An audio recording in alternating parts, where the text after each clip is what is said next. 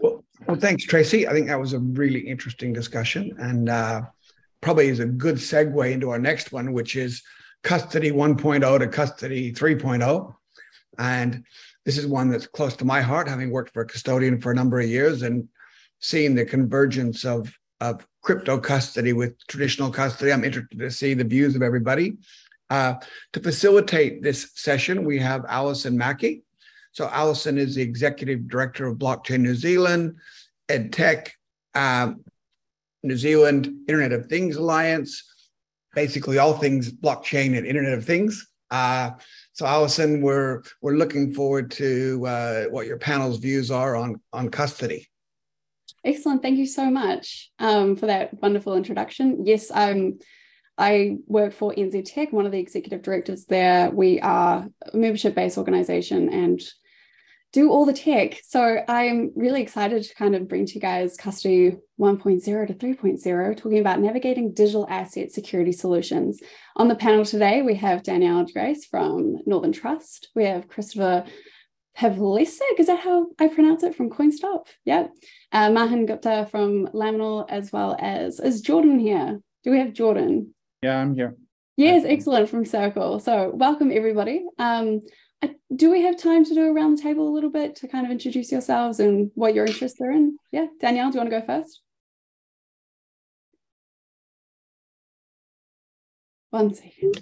Sorry, Danielle Gerace. I have previously run innovation roles at Northern Trust, looking at the crossover between enterprise and digital assets and blockchain technology. And I also represent the Australian Custodial Services Association and their digital asset task force, looking at exactly this topic, which is how we look at regulation and enterprise oversight over digital assets as they emerge into particularly the institutional investor community.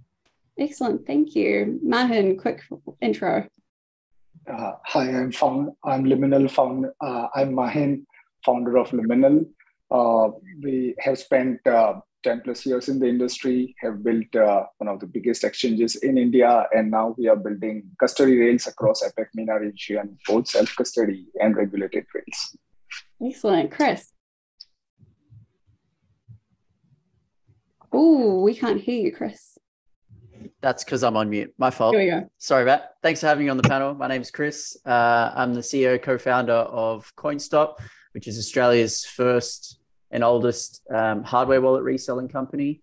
So offering digital asset custody solutions to basically end users and consumers. I'm involved with a number of different things, but that's probably one that's most relevant for today.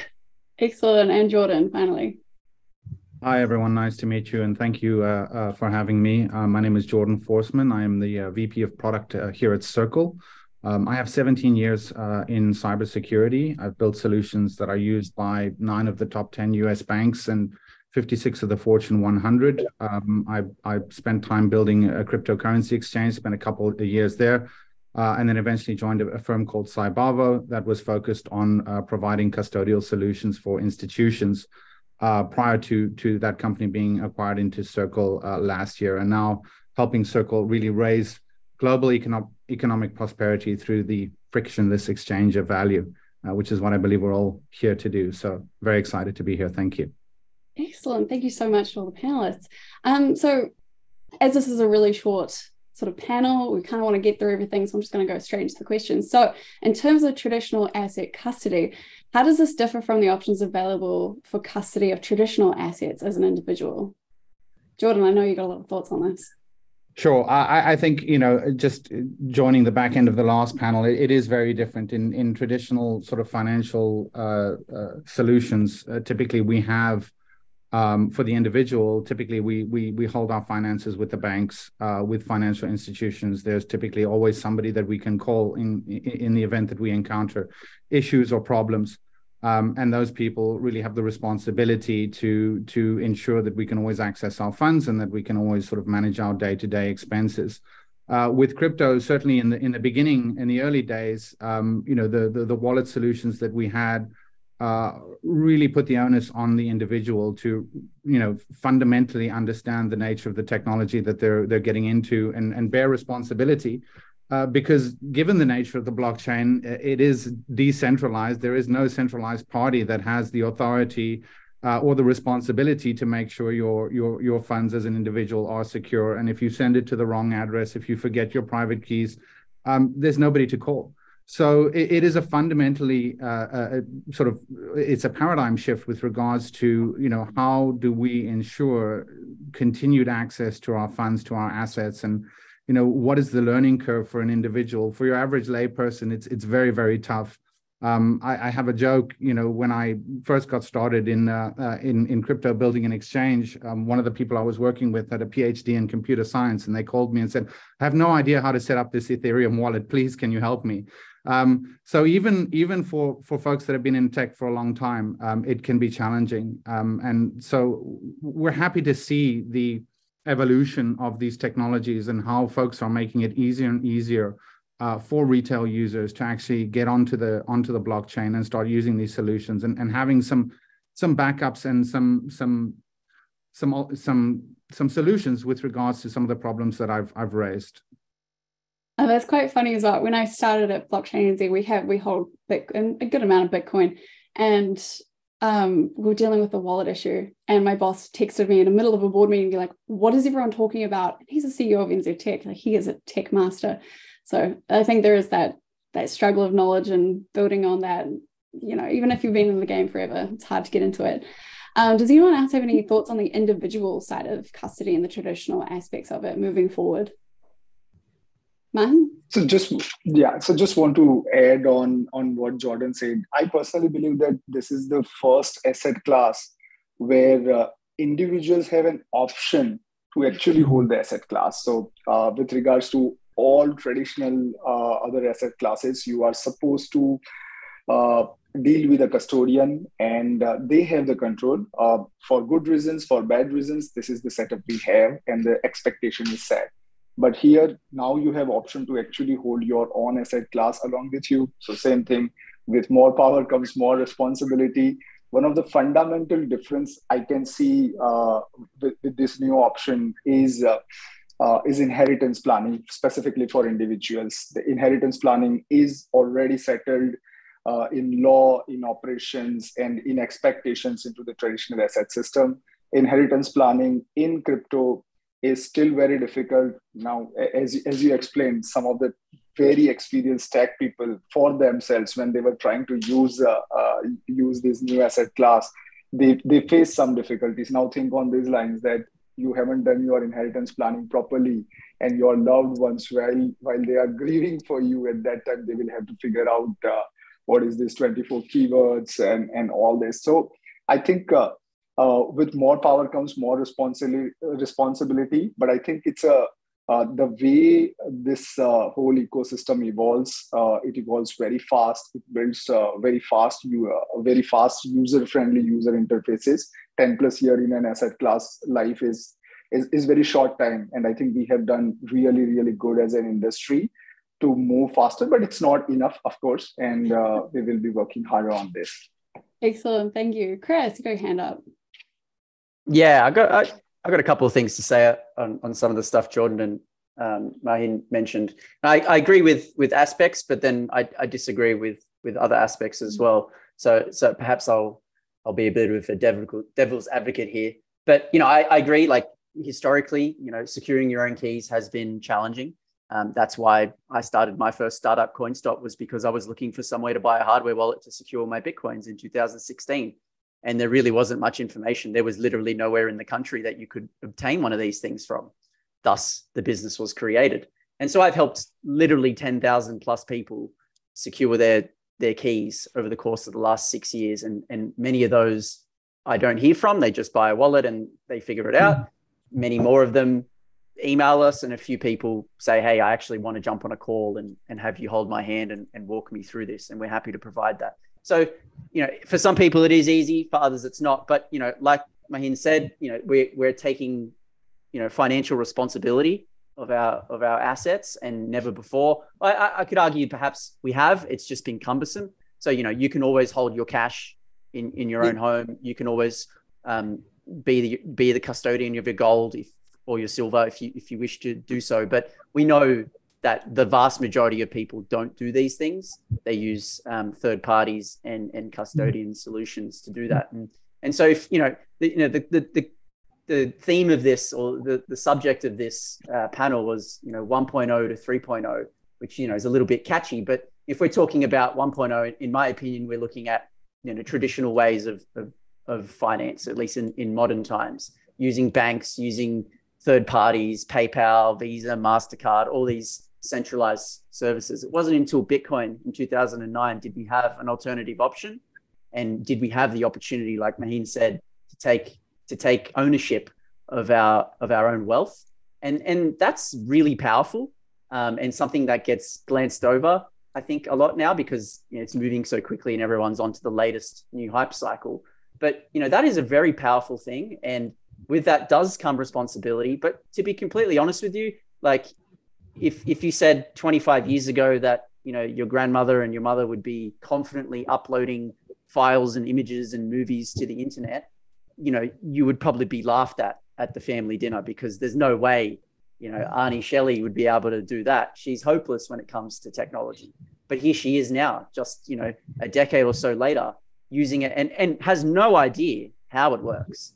So, if we were to move from 1.0 to 3.0, what I feel like is currently happening is we've gone from 1.0 to 2.0 being able to store your own keys, to now going back to 1.0 and using custodial solutions, which in my opinion is no advancement at all. We're now taking on all of that counterparty risk again, custody risk, bankruptcy risk, and regulatory risk. And if anyone was listening to the previous panel, no one seems to have any idea where regulatory framework's going to be, and no one seems to want to put their hand up to be the person to actually build that template. And so it's going to take years.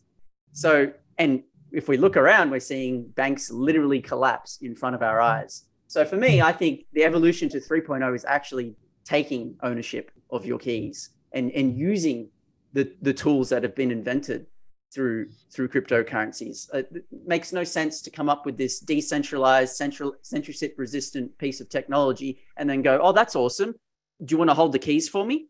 Like it's like buying a Porsche and going, oh, I might just give it to my neighbor so he can drive it around, and I'll just watch him drive it, and I'm sure he's enjoying himself. Like, it just makes no sense at all, in my opinion. Like, we should be really educating people about the importance. If we wanted to move to a better form of security and custodial solution, we need to educate people and help them understand it's really not that hard. I've helped like 70-year-olds who are not that confident with technology set up a hardware wallet in an hour and learn how to transact with it. And like, so to say like it's difficult even for a developer just means they haven't spent the appropriate amount of time. And it's not really that hard. Like, all the technology that we're using today, someone has spent time to learn how to use, including Zoom. I've seen people struggle with Zoom before, whereas like all of us here are quite confident with it. So it's just purely a lack of education and desire, in my opinion. Good insights. Time is already slipping away, so let's jump to the next question. So, as we've talked about the individual needs of what's going on at the moment with digital assets and custody, let's think about it from an enterprise perspective. What are the differences in needs? We've already touched on it a little bit, but I kind of want to dive a little bit deeper. Danielle, do you have insights into that? Yeah, and I think it's an interesting contrast when you think about the individual investor holder and the options. And I think that's a really good way to say it. Your option is always there to manage securely the administration and the protection of your assets. At an enterprise level, though, a lot of enterprise firms, institutional investment managers who manage billions of dollars, have outsourced that infrastructure for many decades. There's no specialty or value add for them to be technology providers, for them to manage security aspects of asset protection. Their value add is in the decision making around how to generate yield and alpha from the assets that they invest in on behalf of investors. And that can be over, 30 asset classes and 100 markets, depending on the complex size. So I think there'll always be a role for intermediation of services and securities protection. And that's where the enterprise view has to emerge to. I think the difference is rather than mean through control and size. That will be through value add and services. And I think that's the shift that we have to make at an enterprise level as traditional custodians, from being consolidators of access to assets and information to being value add providers of security administration, access to these new digital assets as they emerge in the marketplaces. So it's more complex at the enterprise and institutional end. Yeah. Jordan, any more insights into that? I'm just going to echo what Danielle has said.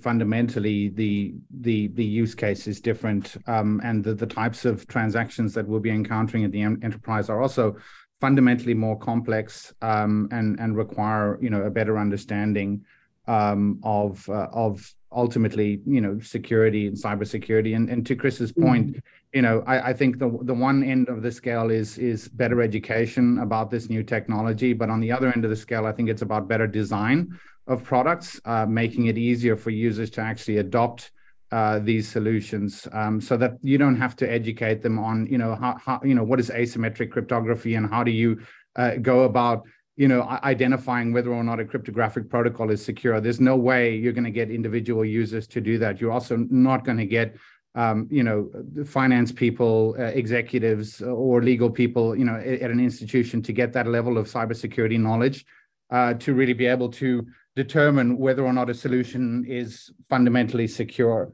What we need to do is we need to develop solutions that can separate the rights to use the private keys from the responsibility of keeping it secure.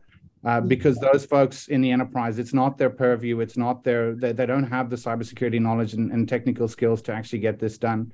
So it comes down to product design. How can we develop solutions that allow individuals in the organization that have the authority to transact with the organization's assets to do so in a secure way, and then place the responsibility of private key security in the right hands at the organization, with the cybersecurity teams, with the IT infrastructure and engineering teams. So that's ultimately what we did at Cybavo, is we developed a solution fundamentally to help organizations, institutions orchestrate their digital asset operations in a way that would give the authority to the right people without burdening them, with the responsibility of keeping these things secure. So that's the way we see it, and that's the way sort of we're developing our solutions and our products. Excellent. Mahin, any insights into that enterprise perspective? In fact, I'll again echo what Jordan is saying and what Danielle mentioned. I think enterprise use case is very different compared to individual. I really don't have any hesitance saying that for individual users, the first preference always should be hold your own keys, because that's what this technology promises. Of course, and we will have to work more harder on building the product simplified and doing the awareness and education. But enterprise setup is very different. Enterprise are not run by people; they are run by committees. There are very good reasons why you want to have a segregation of duty and responsibility in terms of your transactions, in terms of storing keys, in terms of approving authorization of transactions.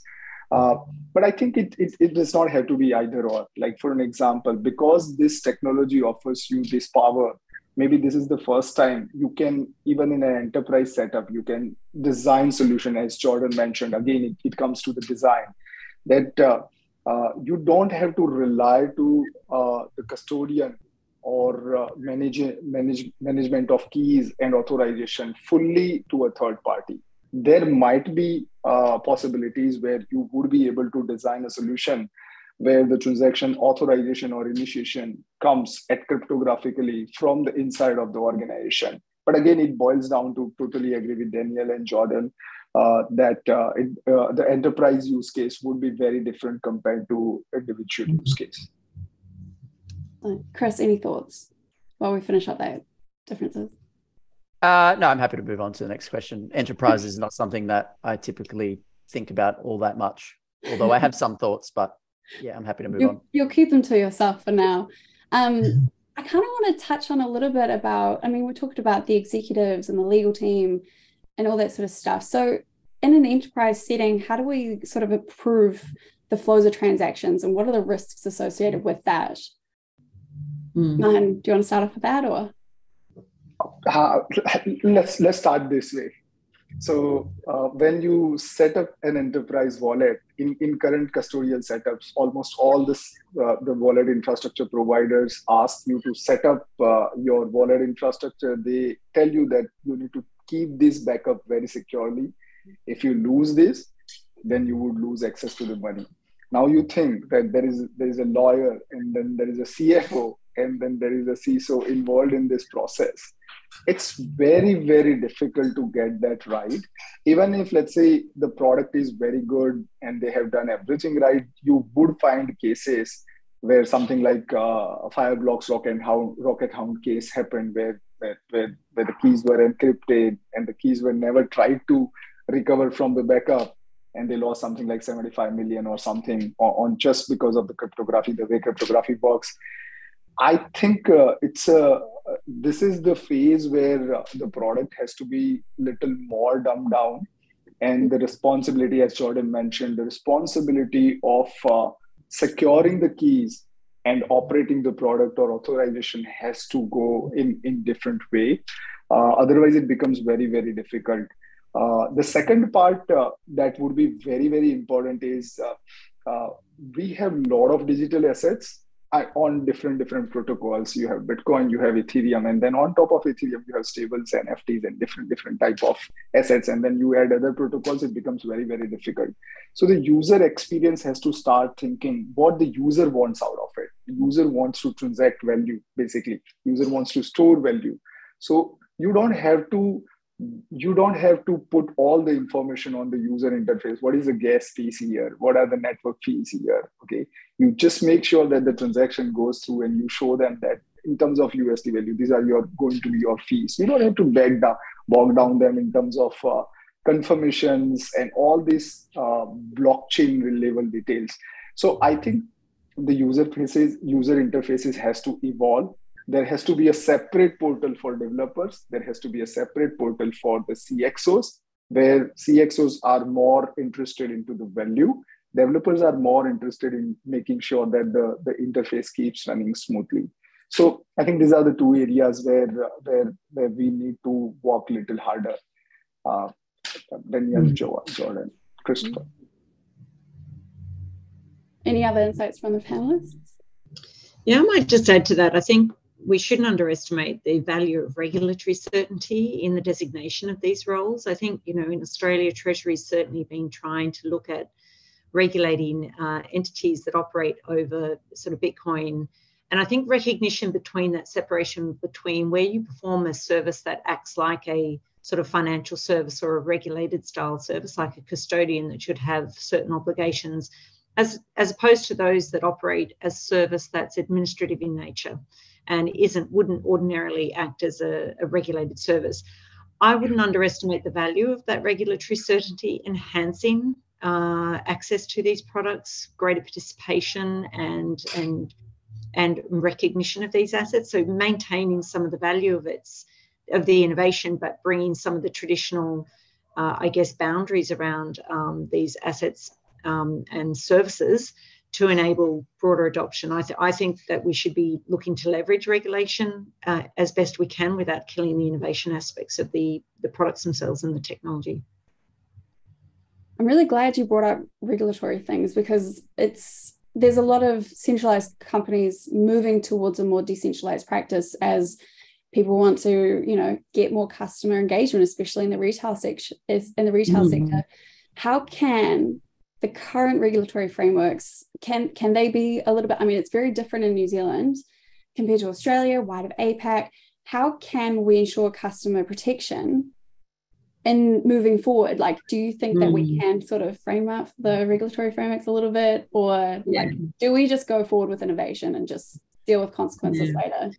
Well, I think there's a few people that have been burnt along the way that perhaps would benefit from regulatory protection. So look, our view would be that we have a financial services regime at the moment that affords both institutions and individuals protection. We have licensing regimes, and what we should be doing is looking through the technology to say, if you generate the same risks and outcomes, you should be regulated in the same way. So if something is a financial product, then there are restrictions today around your ability to offer a financial product to an individual to ensure that individual understands the risks. if you're a service provider, that you're bound by certain obligations to protect assets on behalf of those individuals too, right? And that's contractual, but also under the law. I don't think that's necessarily negative for the innovation in digital assets, right? There are some that it doesn't exactly translate to traditional services, and so there are some nuances around the edges around the types of assets, et cetera, or certain services that don't have parallels in traditional world.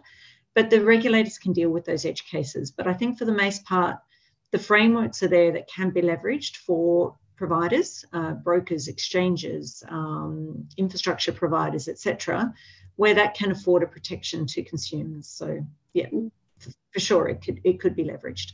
Yeah. Chris, any thoughts on that? Yeah, I mean, people have been talking about regulation for as long as I've been alive. Slight exaggeration, but like I've been hearing it since 2015. People want regulation, they want certainty. There's one thing I think we probably agree on is that they're going to get it wrong, irrespective of wherever they end up landing. It's probably not going to be the best fit. There's so much going on, and that's part of the problem is the industry is moving so quickly that they literally can't even they're still trying to understand Bitcoin, and Bitcoin is something that was released 12 years ago. How are they even possibly ever going to understand what DeFi is, what NFTs are, whatever three-letter terms they come up with next? They're going to be new ones every single cycle, as we've witnessed over the last 8 years. So the regulation always lags the innovation, and unfortunately, because there isn't a regulation, now we're seeing all these bad actors get away with whatever they want. I mean, we've seen in the last 12 months, it's like almost a daily event. There's some sort of hack, rug pull, exit scam, bankruptcy, whether it's now we're seeing the traditional market come to play as well, but usually it's the crypto market that we're seeing all this sort of nonsense. And, that's what happens when there's no regulation. It's a wild, wild west. People are just going crazy with whatever ideas they want, and they can get away with them under the onus of being decentralized and private and all that sort of stuff. I don't know the answer, but I don't think regulation's going to fix it. I think it's going to probably be either too late or B, the wrong type of regulation, and it's going to ruin something else. It's going to have knock-on effects. It's going to stifle innovation. It's going to do something, and it's not going to be right. I mean, look, governments don't have a good track record when it comes to like technology and understanding technology. Every time they try to roll out some sort of software or anything like that, they typically bundle it. NBN is a great example. Any sort of modern app that the government's released, too expensive and probably doesn't deliver what they wanted it to deliver in the first place. So yeah, I'm not too confident that the regulation is going to be successful. So you're saying you want regulation, but you don't believe that it will work? I mean, Bitcoin itself probably doesn't need any regulation, but everything else, it's a bit crazy out there. When you've got people like Sam Bankman-Fried being able to basically get away with fraud at insane levels, and that's just one example. There are smart contract rug pulls on a daily basis that people don't even hear about that happened. $200 million earlier this week, just brushed under the rug. I just don't think regulation's going to be the right answer, unfortunately. See, this is from my perspective. So I advise government and parliament members directly, having them with their tech strategy at the moment we're in an election year. And I've discussed with them, they don't understand it because they aren't really allowed to have any crypto, any NFTs. They can't be seen having like investment things that are like a little bit suspicious. So that's part of the issues when it comes to education. On that high level, they just don't understand it because they don't have the practice behind it. And so that's why I'm trying my best to set up, either a sandbox regime or, one regulator under the FMA in New Zealand. But at the end of the day, I agree, it's going to be messy, it's going to be complicated, and it's going to be too late because the space moves way too fast. We only have 7 minutes left. So let me just, any other sort of points anyone wants to make to that side of things? Jordan, go for it. Thanks, Alison. I just want to say one thing. I mean, yes, I agree with what Chris is saying, and what you're saying is that the regulatory regimes typically are followers in terms of the technology, and there are roadblocks and there are difficulties in getting this right. But I think what we as a community have to do is be more proactive in educating the regulators, in being more transparent, and helping them to identify and understand the various different problems that we're encountering. I mean, when we talk about regulation of digital assets, there is, regulation with regards to securities, whether something is regarded as a security or not. There's regulation with regards to, AML, KYC, and making sure that we're only dealing with good actors. There's regulatory requirements around security, right, and custody, and how this can be done appropriately. I think in the very early days, the community was really not very engaging with the regulators, because this was seen as something more of an independent libertarian type of idea, and folks were resistant. But I think after the last 10 years, everything that we've seen, as Chris was pointing to, we need to be more proactive and we need to be more engaging, because fundamentally the technology is sound. It has massive value globally in terms of being able to progress, the ideologies of more inclusiveness, of, frictionless finance, of being, a rising tide that lifts all boats, and creating more wealth and prosperity around the globe. But being resistant to working with regulators doesn't help. So we need to sort of lead the conversation and help folks, in the governments and in the regulators really understand and get to grips with this, and be available and be more transparent. Excellent. So we have 5 minutes left, and I just kind of want to use this as an opportunity for each of you kind of to just say your final thoughts. What would you like to say in terms of custody and digital assets? Mahin, you want to finish off?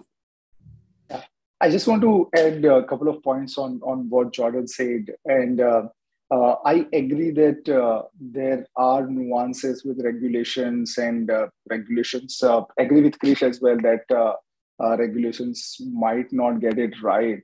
But we have to understand that before, we were not able to interact with regulators because we were very small and we were not even eligible to talk to regulators. We were not even a concern. But right now we are 1 trillion. At peak, we were almost around about $2.5 trillion industry. Now we are around about $1.2-1.3 trillion industry. So we are sizable. I think this is the right time to go in the regulation. And regulation has 2 aspects. One is the expectation and behavior of the stakeholders, which is where your draft guidelines and everything comes into the picture. And the second is, if someone is not behaving that way, then how you kind of get the behavior corrected via punishment or whatever it is. Okay, I think ultimately everything boils down to the use cases, and already all of the governments has pretty much standard use case law enforcement. If you are doing money laundering, if you are doing fraud, there are already laws existing for criminal behaviors. I think they are sufficient for even digital assets. What we are missing here is that the digital assets are fundamentally different in terms of behavior aspects, where how this industry moves, how this industry builds technology. You cannot apply same level of regulatory requirements or guidelines which used to apply for newspapers to, let's say, social media. And I don't think so anyone would have thought about it that in the year 2000 that they would have to regulate something like Twitter or something like Facebook. So I get it that it is going to be very, very difficult. But having said that, I am still very confident that the value this industry brings in is so much more compared to the hassles that industry brings in. So I think we will eventually see people understand that the use cases are very different, more powerful, and needs a different type of guidelines or the laws that in terms of reporting standard, in terms of collaborations and everything. I still believe that the existing criminal laws are good enough to go after the bad stakeholders or bad participants, and should be enforced this way only. Hope that makes sense. Excellent. Danielle, any last thoughts? Look, I'd sort of say on 2 fronts, maybe on the innovation side, technology, will always be led faster by the innovation markets, fintech, startups, etc. Enterprise is getting better at catching up, and you can look around. Most big, large enterprise firms do have material and significant commitment in terms of bringing their tech skills up to where the market is. We'll never lead it, but we are fast followers in that space. And I think as with regulators, there is a gap there, but we will catch up. And I think at the end of the day, the greater we can get collaboration, both from fintech and enterprise in these marketplaces and these asset classes, is where you'll get that sort of that permanent, I guess, embedding of those assets into our financial ecosystem. So I see that trending and continuing, and I'm optimistic that we'll get there. Yeah, I'm optimistic too. Chris, Good. Final thoughts. Yeah, well, I'll just bring it back to just like the original topic of like security solutions moving forward. I've been reminding people for the better part of 6 years to take their coins off exchanges, to not use custodial solutions that are a little bit dodgy or aren't regulated or don't have a good track record. And, you know, I've been kept in business ever since then, because on a daily basis, we're reminded time and time again how terrible of an idea that this is. So for the end users, at least, I would preach that once again. Take control of your keys. That is a very powerful moment in your journey, and hopefully one that you don't look back from, because yeah, that's what I think 3.0 should look like if we're going to stick to that term. You know, in the future, people hold their own assets, hold their own data, aren't taking on unnecessary counterparty risk where we know it's all unsustainable. Businesses are taking your deposits and lending them off to someone else so they can invest, and then they go and get wrecked, and then that comes back down, and then you're left holding an empty bag. So yeah, just a reminder for people. It's very easy. Don't be nervous about not understanding what private keys are. You know, devices have come a long way over the last couple of years, where they largely look like smartphones, and they interact in similar ways. There's just a few concepts that you need to learn about, but there's plenty of resources online for free that you can fill in those knowledge gaps. Excellent. Thank you so much. We have run out of time. So thank you so much to all my panelists. It's been a great session.